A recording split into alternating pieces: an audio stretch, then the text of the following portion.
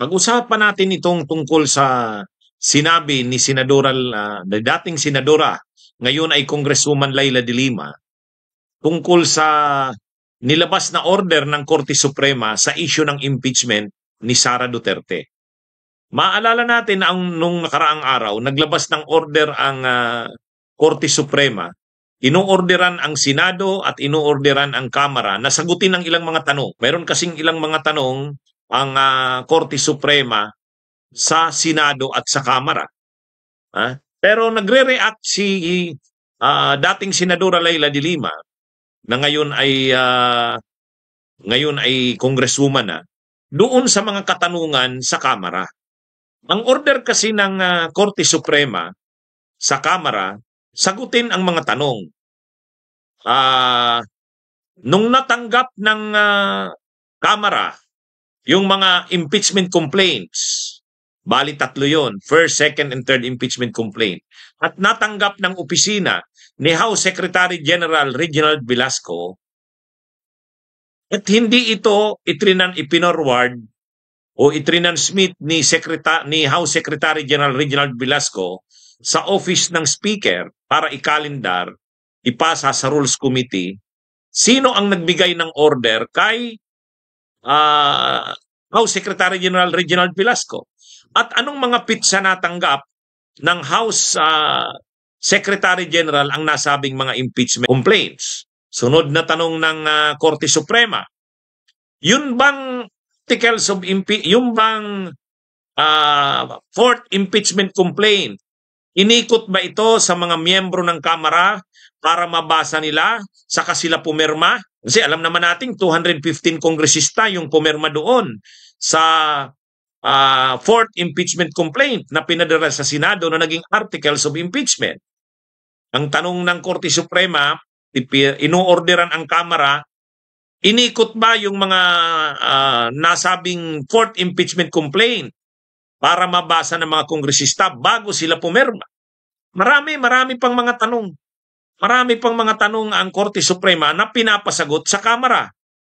Ito ay bahagi ng proseso na nire-require ng Korte Suprema bago nila desisyonan yung petisyon ng kampo ni Sara Duterte.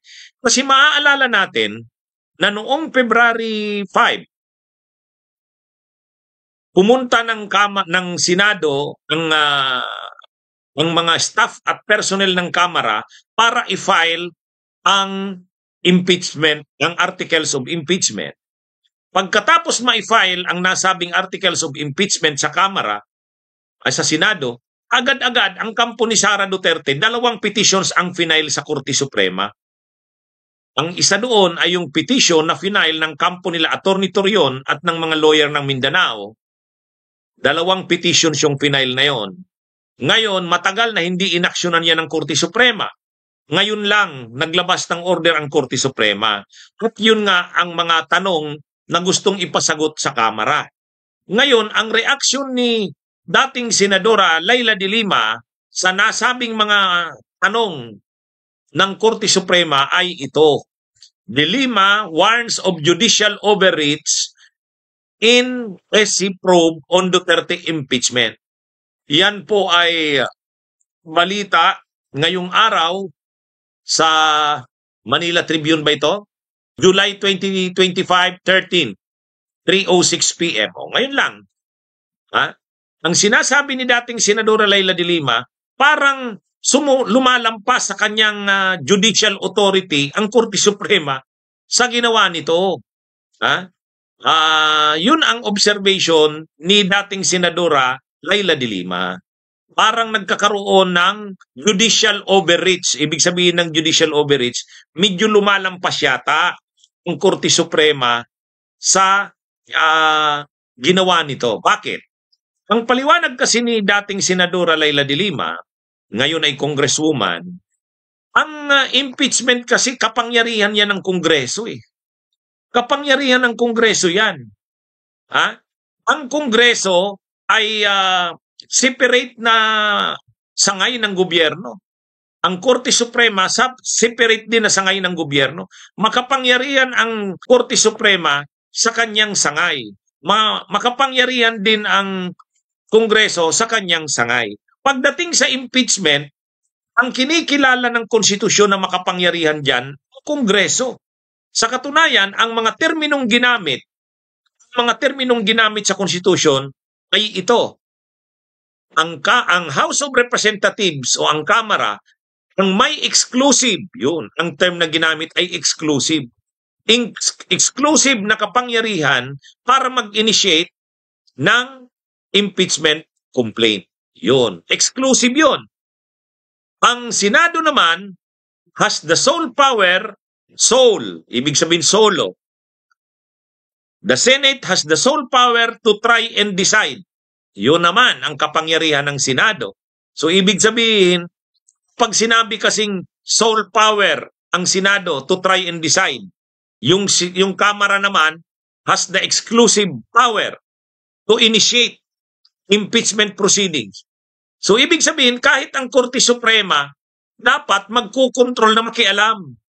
Kaya tama na nga yung dati na ginagawa ng Korte Suprema na kahit may mga iba-ibang pananaw, ang iba't ibang kampo, kahit ang Kamara at ang Kongreso parang magkakaiba ang pananaw, tama na ang Korte Suprema hindi nagkikialam.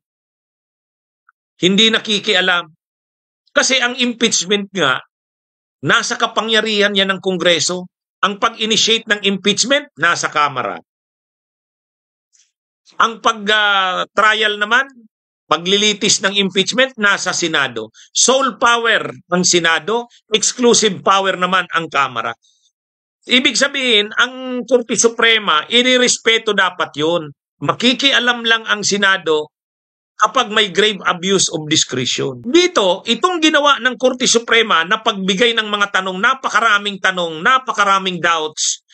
Parang iba ang dating. Sabi ni dating Senadora Leila de Lima, parang judicial overreach. Dapat irespeto ng Korte Suprema yung prosesong dinaanan ng Kamara. Except kung may grave abuse of discretion.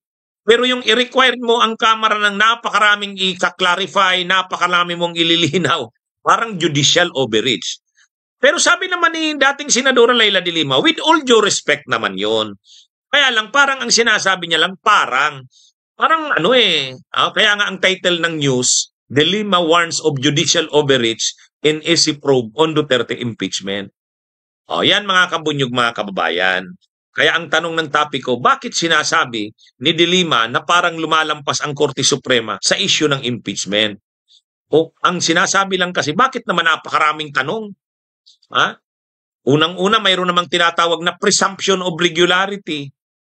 Tuloy, yung mga tanong ng Korte Suprema na gustong ipasagot sa Kamara, parang mga doubts na kung mga duda na kung ano man. Kaya sabi nga ni dating Senadora Leila de Lima, mukhang na ito, judicial overreach na ito. Yan mga kabunyog, mga kababayan. Ito yan yung observation ni dating Senadora Leila de Lima. Anyway, abangan natin kung anong mangyayari diyan sa Korte Suprema. Yun naman ay parang observation lang ng dating senadora. Sige, Gameboy daw, late daw siya. Okay lang yan, panuorin mo na lang replay, kabunyog Gameboy. Okay, mga kabunyog, mga kababayan, diniscuss ko lang to kasi maraming nagtatanong sa atin. Bakit daw sinabi ni dating Senadora Leila de Lima na parang may judicial overreach? Ibig sabihin, medyo parang lumalampas ang Korte Suprema sa authority nito pagdating sa issue ng impeachment. Okay? Okay, magandang araw sa inyong lahat. Mabuhay po tayo.